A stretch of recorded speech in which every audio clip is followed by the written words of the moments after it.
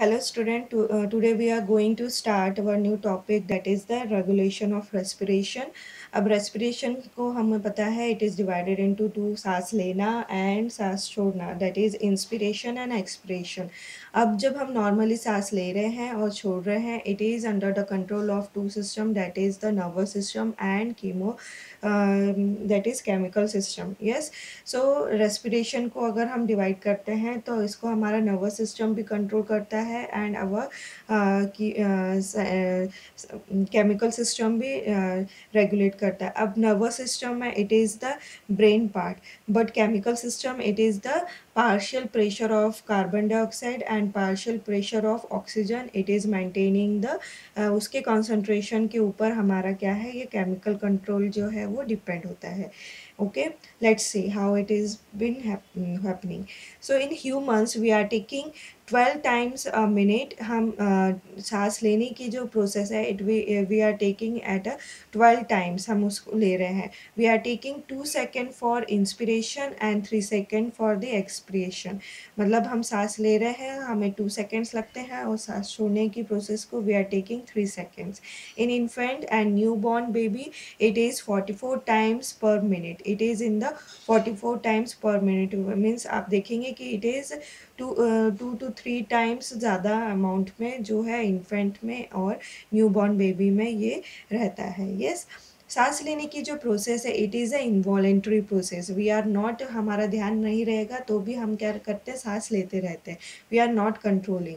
हम ये it is an involuntary process. Our normal breathing जो है it is a involuntary process. हम उसको कंट्रोल नहीं करते हैं, वो अपने आप हमारी बॉडी में होता है.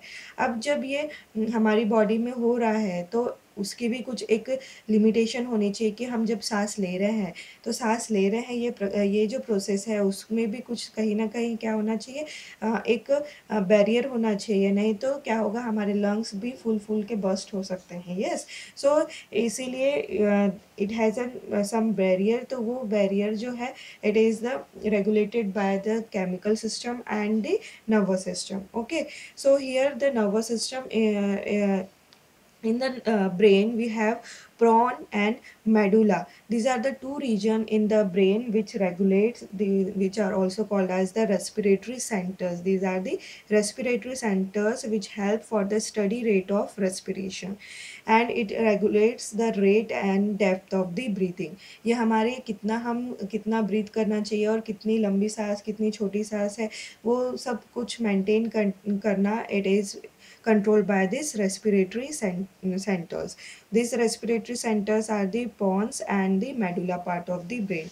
In the book diagram, we can easily see this is the pon and this is the medulla oblongata. These two centers will control our respiratory system. Okay, see. इन जो हम सांस ले रहे हैं और जो सांस छोड़ रहे हैं it is maintain by the region that is the medulla region. It is maintain by the medulla region. Inspiration, सांस को लेना, that is at the dorsal group of neuron in medulla. It is controlled by the dorsal group of neuron in medulla, that is the inspiratory center. Then सांस छोड़ना, सांस लेना it is an active process, सांस छोड़ना it is a passive process. And अगर हम सांस ले रहे हैं बट वहीं वहाँ पे भी कुछ ना कुछ एक आप बोल सकते हो चेक पॉइंट या बैरियर होना चाहिए कि नहीं इस लिमिट के बाद वी हैव टू उस हमें सांस को क्या करना है, छोड़ना है. Yes, we have to remove air outside. तो वो जो मेंटेन करते हैं it is the ventral region of group of neurons in medulla. it controlling the expiratory center and inspiratory center. So inspiratory center it is the dorsal group of neuron in medulla and expiratory center it is the ventrolateral group of neuron in medulla. it controlling the inspiration and expiration. ये question आपको directly MCQs में exam में competitive exam में directly पूछा जा सकता है. So it is the inspiration and expiratory centre it is present in the medullar region of the brain. Okay, then the pon It is the pneumotaxic center located in pons, and it help pneumotic center, it regulates the आपके air amount of air enter into the body, ये उसको maintain करेगा, कितना air आपकी body में आना चाहिए उसको वो मेंटेन करेगा. It limits inhalation inspiration and it slow wave, it help in slow wave sleep and rapid eye movement sleep. जो शॉर्ट ड्यूरेशन की स्लीप होती है उसमें कौन हेल्प करेगा? It is the pons. Yes. So it is the it which is present at the pneumotaxic center located in the prawn, which these three this three region or this two region sorry is two region help. These are called as the respiratory center, and they are also called as the rhythmic center, and they help to regulate the body respiratory system. Okay, these are the nervous system, कैसे हमारा nervous system help करता है. Now there is also a chemosensitive, or we called as the chemical system, which also regulate our respiratory system. So it is called as the chemosensitive systems. It is the carotid and the aortic nerves, or which help, that is the partial pressure of CO2 and partial pressure of oxygen. इसके लिए ये carotid and aortic जो रहता है, they are sensitive to the PCO2 and PO2. It is located at the carotid है जो है it is located at the carotid sinus, and aortic it is placed as the aorta. मतलब जो it is sensitive to CO2 and O2. मतलब अगर आपकी body में oxygen ज़्यादा जब हम ऑक्सीजन लेते हैं, यस, उसके बाद हम ऑक्सीजन को छोड़ते हैं, मीन CO2 को छोड़ेंगे बाहर, तो वो जो पार्ट है it is maintain by this aortic and carotid arc.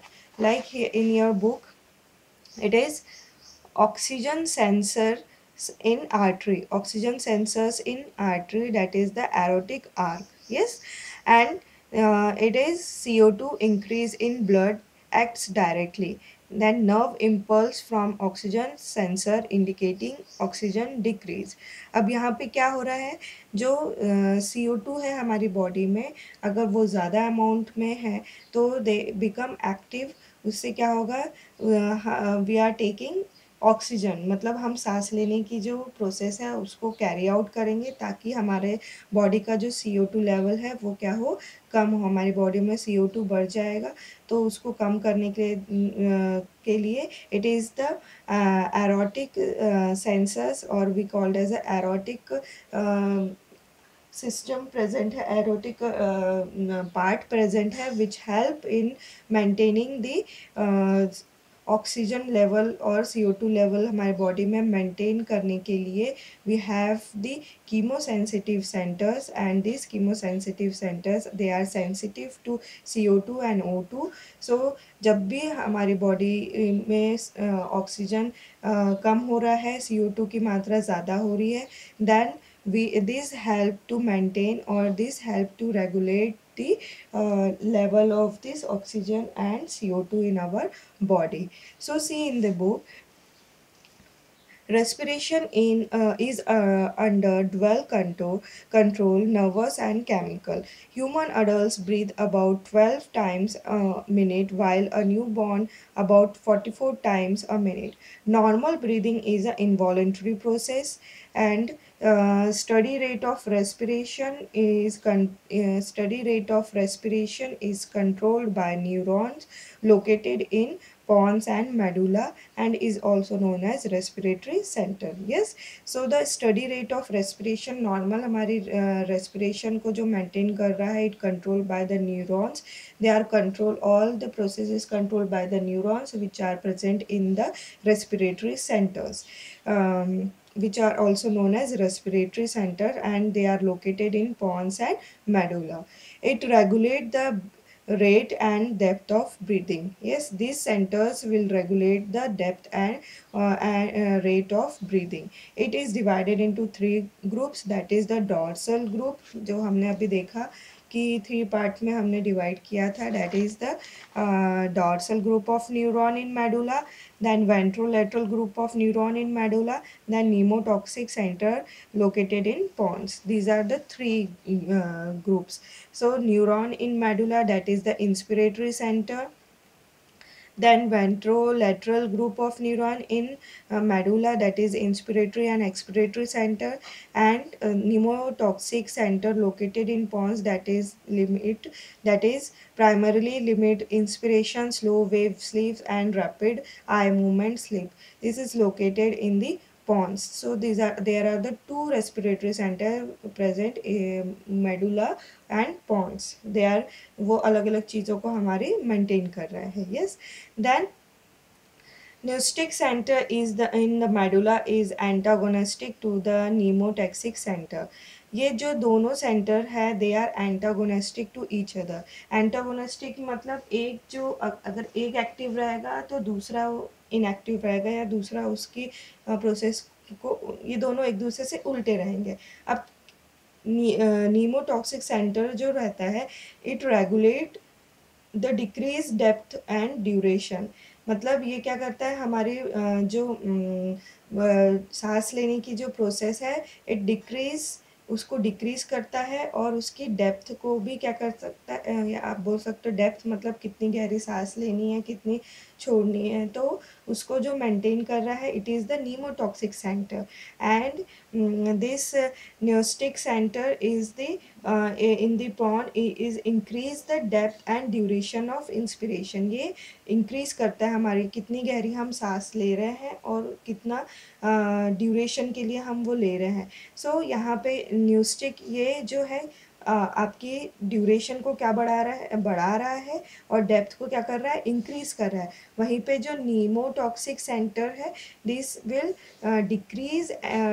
decrease the depth and duration of the respiration. Yes, so they both this center which is present in the pons region of the brain, they will act antagonistic to each other. मतलब वो दोनों कैसे हैं, they are opposite to each other, and which is present in the prawn, and it regulates the amount of air enter into the body. Okay, it controls the non rapid eye movement, sleep and wakefulness. This, then see the diagram.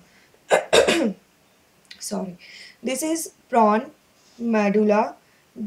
One nerve impulse trigger contraction of muscle and intercostal nerve. अब आपने देखा, this is the phrenic nerve. Phrenic nerve it provide exclusive master control of the diaphragm. अब ये जो दिख रहे हैं हम रेड कलर से, these are the nerves which is come from the brain. So it help to maintain the intercostal nerve. Intercostal nerve हमको पता है, ऑरेंज कलर का जो पार्ट है, that is the intercostal part, जो हेल्प करता है कॉन्ट्रैक्शन एंड रिलैक्सेशन. खुद कॉन्ट्रैक्ट और रिलैक्स होता है ताकि हमारे जो रिब केज है वो क्या हो, फूले और contract ho. Yes, so this all is controlled under this brain. So here the intercostal nerve which help to maintain the movement of this intercostal part of the rib cage. Yes, the nerve impulse trigger contraction of muscles. अब ये जो nerve है, it help for the contraction and relaxation of our rib cage. Yes, then there is a pharynx nerve. This pharynx nerve, it responsible for the contraction and relaxation of the diaphragm. It help for the diaphragm part. Diaphragm के contraction, या उसका बोल सकते हो dome shape जो बनता है उसका फूलना और फ्लैट होना, it is maintain by this phrenic nerve. So आप देखेंगे कि this nervous our respiratory system is under the control of the brain. Okay, अब अगर हम बात करते हैं कि normal in inspiration, what happened in normal inspiration when the lung expand to a critical point. हम सांस ले रहे हैं, yes, at a critical point it will expand, और उसके बाद वो क्या होना चाहिए, एक्सपांड हो रहा है मतलब हमने ऑक्सीजन लिया. अब एट अ पर्टिकुलर टाइम वो स्ट्रेच होने के बाद ऐसा नहीं होना चाहिए कि हम सांस ही लेते जा रहे हैं। सो इट क्या उससे क्या होगा, आवर लंग्स बिकम बर्स्ट, तो ऐसा नहीं होता है। So it is controlled. Yes, so during respiration, when the lungs expand to a critical point, the stretch receptors are stimulated. Yes, अब हम सांस ले रहे हैं, हमारे जो लंग्स है, लंग्स जो है पर्टिकुलर लेवल तक वो स्ट्रेच होता है। सो इट इज़ स्ट्रेच, जो कितना लेवल होना चाहिए, तो वो जो प्रोसेस है, it is first taken by this receptors. पहले वहाँ पे एक रिसेप्टर रहेगा, वो रिसीव करेगा यस कि कितना वो स्ट्रेच होना चाहिए। It is the stretch receptor which receive और which stimulate and impulse are send along the vagus nerve to the expiratory center। उसके बाद क्या होगा, जैसे ही सांस लेंगे, it is the stretched receptor जो वो सिग्नल को रिसीव करेगा and it will stimulate and it ये impulse will send along the vagus nerve to the expiratory center. It then send out inhibitory impulse to the inspiratory center। उसके बाद क्या होगा, जैसे ही एक्सपिरेटरी सेंटर को एक इम्पल्स या आप बोलोगे उसको एक नॉक मिलेगा कि नहीं अब आपका काम स्टार्ट हुआ है, तो जो इंस्पिरेटरी सेंटर है वो प्रोसेस है वो क्या हो जाएगी, वो स्लो हो जाएगी, इनिबिट हो जाएगी। यस, सो यहाँ पे क्या हो रहा है, पहले हम सांस ले रहे हैं, स्ट्रेच रिसेप्टर है, it will receive signal from the nerves which stimulate, और वो अपना सिग्नल है वो सामने प्रोसेस करेगा and it will goes to the expiratory centre. जैसे ही एक्सपिरेटरी सेंटर एक्टिव होगा, वैसे ही इंस्पिरेटरी सेंटर क्या हो जाए, खुद को इनएक्टिव कर देगा। मतलब जैसे ही सांस ले रहे हैं हम, सांस लेने के बाद सांस लेने तक एक प्रोसेस होगी, वो प्रोसेस में एक्सपिरेटरी सेंटर तक एक सिग्नल चला जाएगा कि अब आपको काम करना है। तो eight that time expiratory center will act and inhibit the inspiratory center। The inspiratory muscle relax and expiration follow। अब कैसे होगा, इंस्पिरेटरी मसल्स जो एक्सपांड हुई थी वो क्या हो जाएगी, रिलैक्स हो जाएगी और एक्सपिरेशन चालू हो जाएगा। As air leaves the lungs, जैसे ही लंग्स से एयर रिलीज हो गई during expiration, the lungs are deflected and the stretch receptor are no longer stimulated. जैसे ही हमारी लंग्स जो है वो पूरी तरह से उसमें से जो है एयर पास हो जाएगी, एयर बाहर निकल जाएगी, एट दैट टाइम क्या होगा, जो स्ट्रेस रिसेप्टर है वो उतने वो टाइम के बाद वो क्या हो जाएंगे, इनएक्टिव हो जाएंगे। Yes, thus the inspiratory centre is no longer inhibited. At that time जो इंस्पिरेटरी सेंटर है वो इनिबिट नहीं रहेगा, एट दैट टाइम वो क्या हो जाएगा, स्टार्ट हो जाएगा and new respiration begin. So what is the process going on here, कि जैसे पहले क्या होगा, हमने सांस ली, सांस लेने के बाद सांस लेते से नर्व मतलब ये जो प्रोसेस हो रही है कहाँ से हो रही है, our brain will give signal जिसके कारण हम we are taking the breath. After taking the breath, it is the stretch receptor which taking the this एक सिग्नल है, जो सिग्नल को कहाँ तक लेके जाएंगे, it goes to the expiratory centre. जैसे ही एक्सपिरेटरी सेंटर तक वो सिग्नल जाएगा तो इंस्पिरेशन बंद हो जाएगा और एक्सपिरेशन स्टार्ट हो जाएगा। This both are the process antagonistic, ये एक दूसरे के अपोजिट में ही होगी। तो जैसे ही एक्सपिरेशन स्टार्ट होगा, इंस्पिरेशन बंद होगा।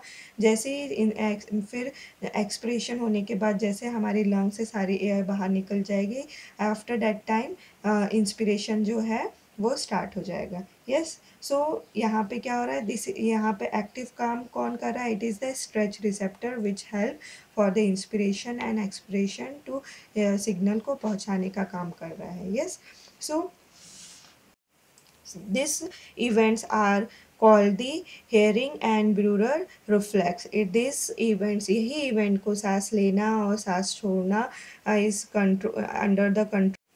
This process is called as hearing and Brewer reflex. The hearing and Brewer reflex controls the depth and rhythm of respiration. It also prevents the lungs from inflating to the point of bursting. Yes, सांस लेना और सांस छोड़ना, it is under the control of nervous system. तो इसको जो ये जो system हुआ, that is all is called as the hearing and breathing reflex, and it control the depth and rhythm of the respiration. कितने सांस हमें लेनी है और कितनी छोड़नी है, it under this reflex action. और अगर एंड इट ऑल्सो प्रिवेंट, अगर ये ऐसा नहीं होता तो क्या होता, हम सांस लेते ही जाते एट ए पर्टिकुलर टाइम, हमारी लंग्स क्या हो सकती थी, बर्स्ट भी हो सकती थी. सो it is the reflex action, that is the hearing and breathing reflex which control the depth and rhythm of the respiration. Okay, so it is very much important what is hearing and breathing reflex. So next is the respiratory centers has connection with the cerebral cortex, which means we can voluntarily change our pattern of breathing. अब हमारे जो respiratory centers होते हैं, they have also connection with the cerebral cortex. हमारे जो brain का cerebral cortex है उससे भी उनका connection रहता है, तो जिसके कारण we are also able to control our breathing process. जैसे अगर हम प्राणायाम करते हैं, so we are controlling our breathing process. हम सांस ले रहे हैं, उसको रोक के रखते हैं, फिर उसको छोड़ते हैं, सो वी आर कंट्रोलिंग. और नॉर्मल ब्रीदिंग को हमने क्या बोला, it is a involuntary process. हम उसको खुद को कंट्रोल, हम उसको कंट्रोल में नहीं करते, हम वो नॉर्मल हमारी बॉडी जो है वो रेस्पायर होती रहती है. Yes, but this respiratory system, they are also under the control, they are also in connection with the cerebral cortex, which means we can voluntarily change our pattern of breathing. Voluntary control is protective because it will enables us to prevent water or irritating gases from entering the lungs. हम कई बार जब हमको कोई smell आती है या कोई gas होती है तो हम क्या करते हैं, हमारी सांस को रोक के रखते हैं. So it is this voluntary process which help us to maintain कि हम अपनी बॉडी, मतलब कभी कुछ डेंजर चीज़ आई है, कोई डेंजर गैस आई है या फिर कुछ ख़राब स्मेल आई है, तो उससे अपनी बॉडी को प्रोटेक्ट करने के लिए we are controlling our breath, and this will called as the voluntary control. It is the protective, ये क्यों हमारी बॉडी में है, it help us to protect from the danger gas. और समटाइम अगर कभी पानी में हम जाते हैं तो पानी हमारे लंग्स में नहीं जाना चाहिए करके हम सांस को रोक के रखते हैं. So this all the voluntary control will help which protect us. Yes, so this voluntary control is protective because it enables us to prevent water or irritating gases from entering the lungs, but the ability to stop breathing is also limited by the buildup of carbon dioxide in the blood. So this is the how this voluntary control will be protective to us. This will help, ये हमें बताएगा कि कैसे हम अब खुद की सांस को रोकना और छोड़ना, अगर ये कुछ हमारे कंट्रोल में रहता है तो it will protect us. Yes, और from here we have completed कि हमारा रेगुलेशन कैसे होता है ब्रेन का. Yes, next part is the common modified respiratory movement. This modified respiratory movement आपके सिलेबस में रिड्यूस हुआ है.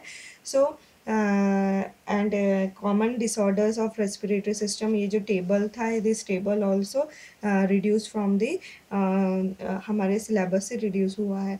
सो नेक्स्ट हम आप जब बात करेंगे तो दूसरे टॉपिक पे, नेक्स्ट टॉपिक पे we are talking in the next video. Okay, thank you.